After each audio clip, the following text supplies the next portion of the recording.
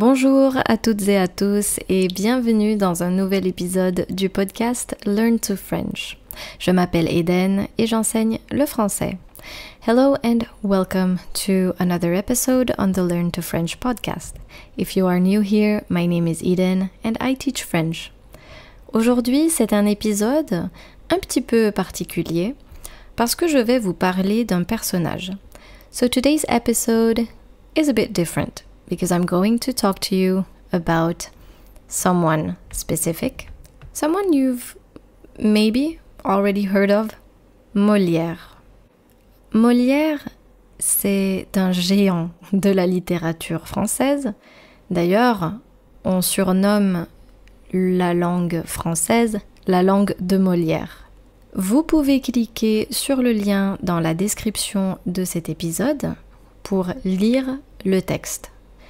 Je vais d'abord vous raconter l'histoire de Molière en français, puis la deuxième partie, ce sera en français-anglais pour ceux qui ne peuvent pas lire tout de suite.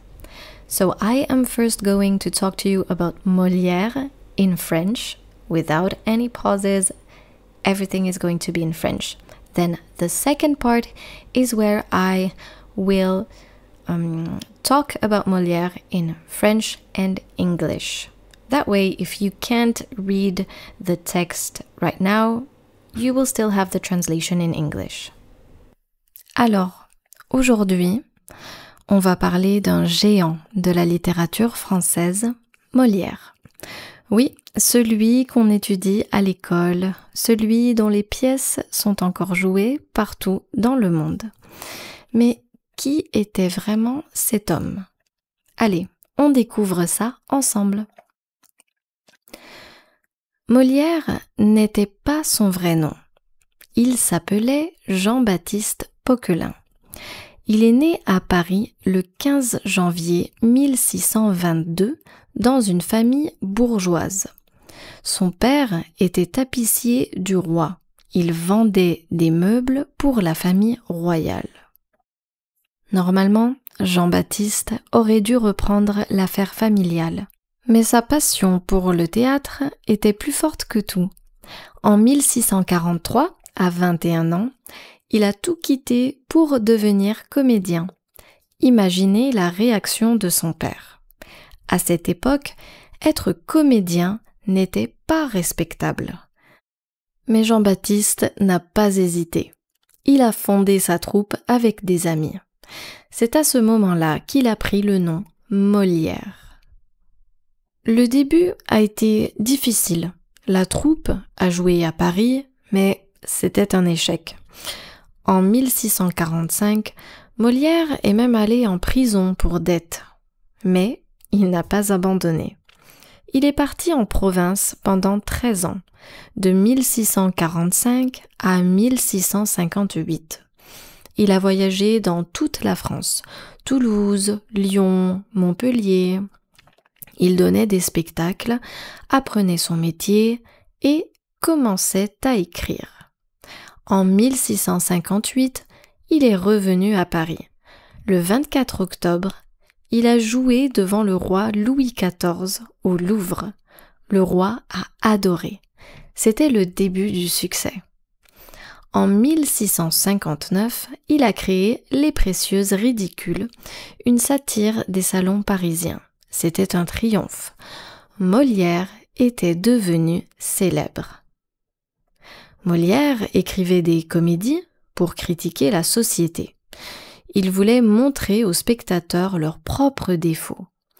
En 1662, il a écrit L'École des femmes sur l'éducation des femmes et le mariage. Énorme polémique. Mais c'est avec Le Tartuffe, en 1664, qu'il a vraiment provoqué un scandale. Cette pièce racontait l'histoire d'un faux dévot, un hypocrite religieux. L'Église, avec un E majuscule, était furieuse. La pièce a été interdite pendant 5 ans. En 1665, il a écrit Don Juan, le séducteur libertin, encore censuré. Mais Louis XIV a décidé de protéger Molière officiellement. Molière a continué à écrire des chefs-d'œuvre. Le Misanthrope, 1666, qui critiquait l'hypocrisie sociale, Le médecin malgré lui, en 1666, Une farce sur les médecins, L'avare, en 1668, Le bourgeois gentilhomme, en 1670, Les fourberies de Scapin, en 1671, qui raconte les aventures d'un valet rusé, et Les femmes savantes, en 1672, une critique des intellectuels prétentieux. Molière n'était pas seulement un auteur, il écrivait les pièces, les mettait en scène, dirigeait sa troupe et jouait dedans. Son jeu d'acteur était extraordinaire et très naturel pour l'époque. Il a aussi travaillé avec le musicien Lully pour créer des comédies-ballets, des spectacles qui mélangeaient théâtre, musique et danse. Sa dernière pièce, Le malade imaginaire, en 1673, racontait l'histoire d'un homme qui pensait être toujours malade. Ironiquement, Molière, lui, était vraiment malade. Le 17 février 1673, il jouait dans Le malade imaginaire. Il était très malade ce soir-là, mais il a joué quand même. Il a fait un malaise sur scène, est rentré chez lui et est mort quelques heures plus tard. Il avait 51 ans. Aujourd'hui, Molière est considéré comme le plus grand auteur comique français. Ses pièces sont jouées partout dans le monde. Pourquoi ? Parce qu'il a créé des personnages universels. L'avare, l'hypocrite, le malade imaginaire. Ces personnages existent à toutes les époques. Et le français qui l'utilisait est encore compréhensible aujourd'hui. C'est ça le génie de Molière. Il est intemporel. Très bien. Maintenant, vous pouvez cliquer sur le lien dans la description de cet épisode pour lire le texte. Si vous ne pouvez pas lire le texte, je vais maintenant le lire en français et en anglais. You can now click on the link in the show notes to read the text. If you can't read the text right now, well, feel free to stick around until the end, simply because I am now going to read the text in French with the English translation. Alors, aujourd'hui, on va parler d'un géant de la littérature française, Molière. Oui, celui qu'on étudie à l'école, celui dont les pièces sont encore jouées partout dans le monde. Mais qui était vraiment cet homme ? Allez, on découvre ça ensemble.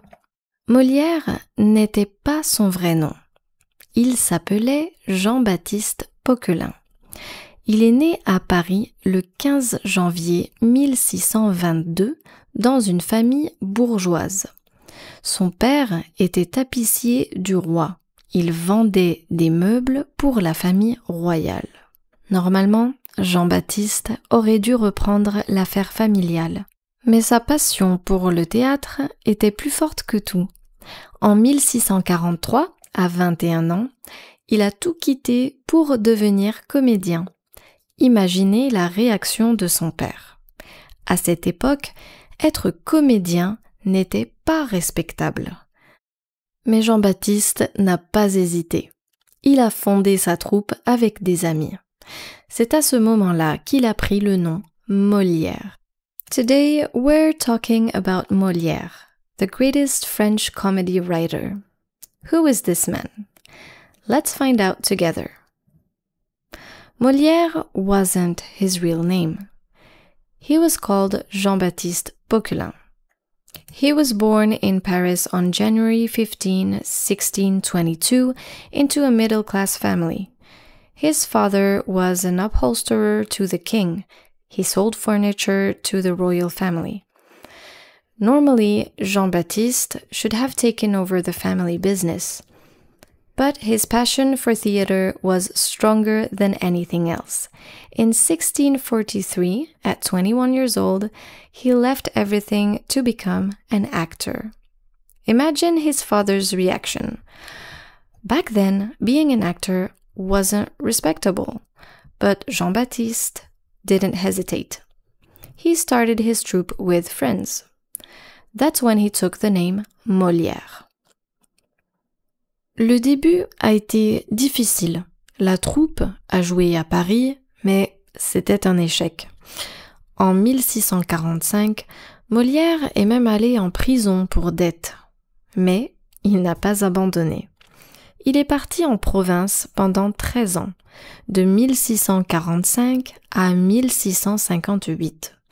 Il a voyagé dans toute la France, Toulouse, Lyon, Montpellier. Il donnait des spectacles, apprenait son métier et commençait à écrire. En 1658, il est revenu à Paris. Le 24 octobre, il a joué devant le roi Louis XIV au Louvre. Le roi a adoré. C'était le début du succès.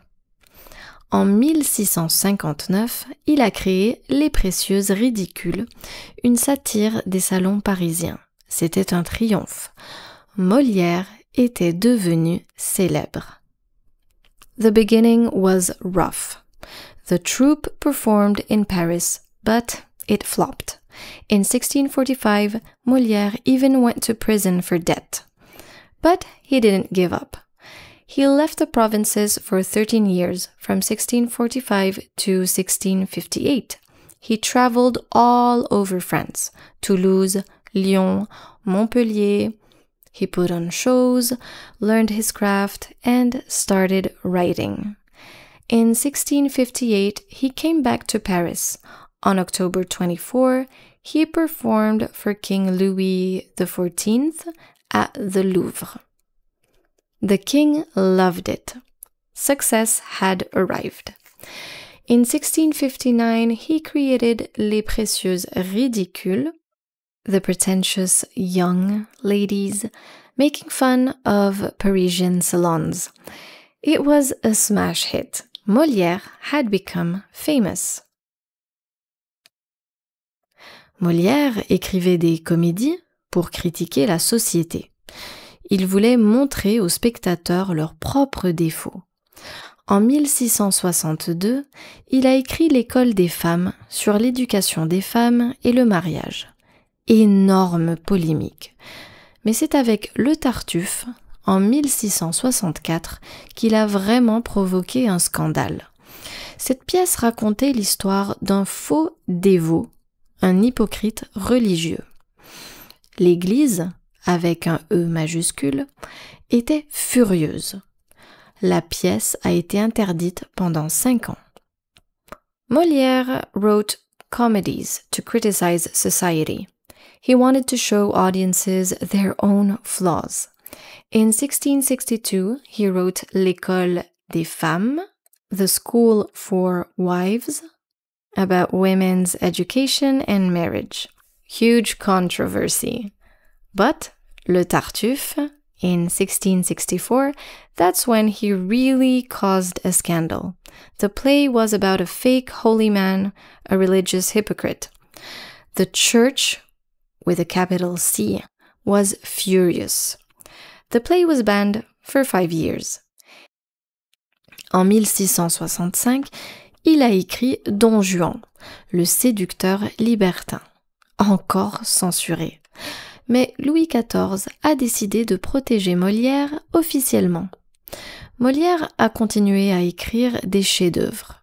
Le Misanthrope, 1666, qui critiquait l'hypocrisie sociale, Le médecin malgré lui, en 1666, une farce sur les médecins, L'Avare, en 1668, Le bourgeois gentilhomme, en 1670, Les fourberies de Scapin, en 1671, qui raconte les aventures d'un valet rusé, et Les femmes savantes, en 1672, une critique des intellectuels prétentieux.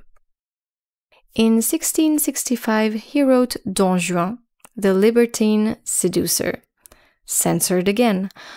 But Louis XIV, Louis XIV, decided to officially protect Molière. Molière kept writing masterpieces. Le Misanthrope, 1666, criticizing social hypocrisy. Le médecin malgré lui, so The Doctor in Spite of Himself, 1666. A farce about doctors. L'avare, The Miser, 1668. Le bourgeois gentilhomme, The Bourgeois Gentleman. Les fourberies de Scapin, The Impostures of Scapin, in 1671, about a clever servant. And Les Femmes Savantes, The Learned Women, in 1672, making fun of pretentious intellectuals. Molière n'était pas seulement un auteur. Il écrivait les pièces, les mettait en scène, dirigeait sa troupe et jouait dedans. Son jeu d'acteur était extraordinaire et très naturel pour l'époque. Il a aussi travaillé avec le musicien Lully pour créer des comédies-ballets, des spectacles qui mélangeaient théâtre, musique et danse. Molière wasn't just a writer. He wrote plays, directed them, ran his troupe, and acted in them. His acting was amazing and very natural for the time. He also worked with composer Lully to create comedy ballet, shows mixing theater, music and dance. Sa dernière pièce, Le Malade imaginaire, en 1673, racontait l'histoire d'un homme qui pensait être toujours malade. Ironiquement, Molière, lui, était vraiment malade. Le 17 février 1673, il jouait dans Le Malade imaginaire. Il était très malade ce soir-là, mais il a joué quand même. Il a fait un malaise sur scène, est rentré chez lui et est mort quelques heures plus tard. Il avait 51 ans. His last play, Le Malade imaginaire, The Imaginary Invalid, 1673, was about a man who thought he was always sick. Ironically, Molière was actually really sick. On February 17, 1673, he was performing in Le Malade imaginaire. He was very ill that evening, but he went on anyway. He collapsed on stage, went home, and died a few hours later. He was 51. Aujourd'hui, Molière est considéré comme le plus grand auteur comique français. Ses pièces sont jouées partout dans le monde. Pourquoi? Parce qu'il a créé des personnages universels.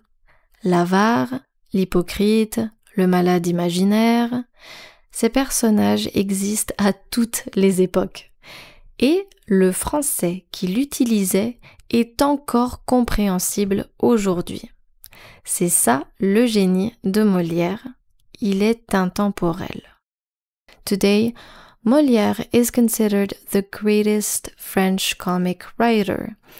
His plays are performed everywhere in the world. Why? Because he created universal characters, the miser, the hypocrite, the imaginary invalid. These characters exist in every era. And the French he used is still understandable today. That's Molière's genius. He is timeless. Voilà, j'espère que cet épisode vous a plu. Molière, c'était l'homme qui a prouvé que la comédie pouvait être intelligente, critique et universelle. Si vous avez l'occasion, allez voir une de ses pièces au théâtre. Ou bien tout simplement, vous pouvez lire ses œuvres. C'est toujours un plaisir, même 350 ans après sa mort. Je vous remercie d'être resté avec moi aujourd'hui et je vous dis à très bientôt pour un nouvel épisode sur Learn to French. Au revoir!